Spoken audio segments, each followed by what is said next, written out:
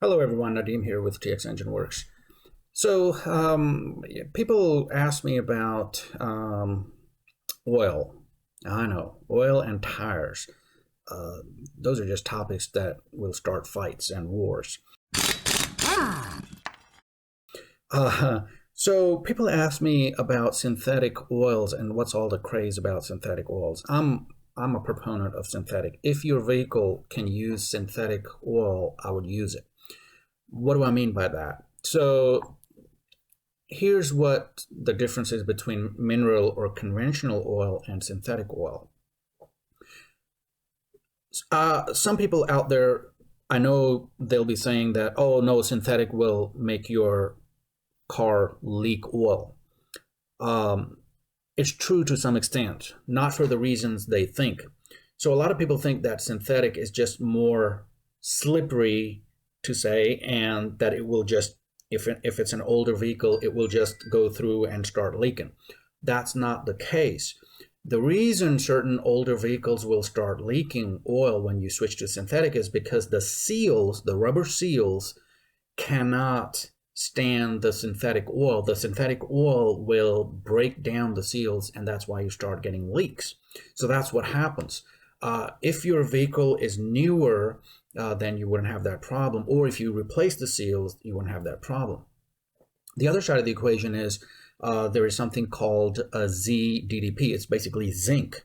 So if you have an older vehicle that has flat tappets, you need something between the tappet, right? So that when the tappet is, it's basically metal on metal. And when it's metal on metal, you want to have some kind of a layer of something in between so that you're not grinding metal on metal. So that's where zinc comes into play. The older oils, and which were conventional, they used to have a higher zinc content. The newer synthetic oils have lower zinc content. And the reason is it's not environmentally safe and all that other stuff. So if you have an older vehicle and you know that the seals are good, you can use synthetic, but I would, if you have flat tappets especially, I would put in an additive for zinc just to give it that extra protection. But other than that, I mean, in all my vehicles, even my, World War II bike, I'm using synthetics. There's no leaks, there's nothing. It works great. The good thing about synthetic is it is more shear resistance. It's not going to break down as fast as conventional, especially if you have a turbocharger that's spinning at such high RPMs. Synthetic is always good for those kind of implementations. So I always try to use synthetic if I can. The price differential is not much. The amount of protection it provides way outweighs the price differential between conventional oil and synthetic oil. And of course, now we also have blend oils, which are like halfway in between. So they're cheaper than synthetic. They don't cost as much, but they are better than conventional. So they're kind of like the middle ground there.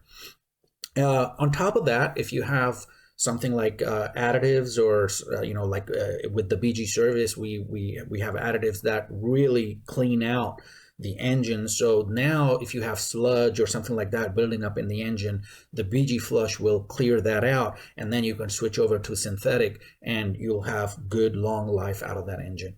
So it's just, people ask me, why I like synthetics, and that's the reason why. It's just a better, scientifically proven way to go.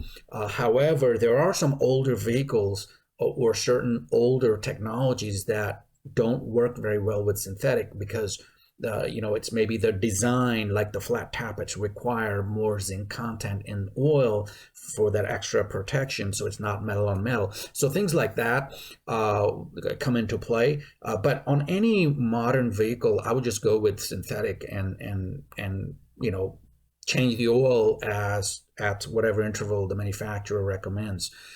Personally, I like to check the oil. So I send it to the lab for analysis, and then based on that analysis, I figure out what my change interval is going to be.